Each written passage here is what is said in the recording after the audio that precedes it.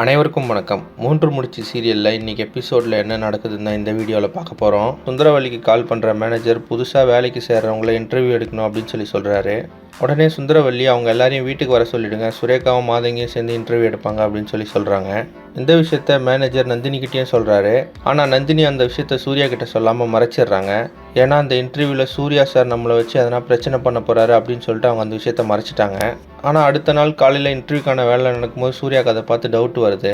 உடனே மேனேஜருக்கு கால் பண்ணி கேட்குறாரு. அப்போ மேனேஜர் நடந்ததெல்லாம் சொல்லிடுறாரு. அதனால் அதை பற்றி நந்தினிகிட்ட கேட்கலான்னு போகிறாரு. நந்தினி சூர்யாவுக்கு தெரியாமல் வெளியே போயிடணும்னு நினைக்கும் போது கரெக்டாக சூர்யா வந்து அவங்கள பிடிச்சிடுறாரு. அது மட்டும் இல்லாமல் நீயும் சுரேகாவும் சேர்ந்து தான் இன்டர்வியூ எடுக்க போகிறீங்க அப்படின்னு சொல்லிட்டாரு.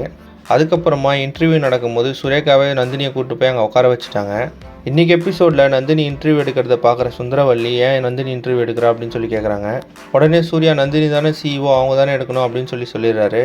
அதனால் சுந்தரவல்லிக்கு எதுவுமே பேச முடியாமல் உள்ளே போயிட்டாங்க. அதுக்கப்புறமா மாதங்கி வர சொன்ன ஆளுங்கிட்டலாம் நந்தினி கேள்வி கேட்டு அவங்களாம் ரிஜெக்ட் பண்ணி அனுப்பிச்சிடுறாங்க.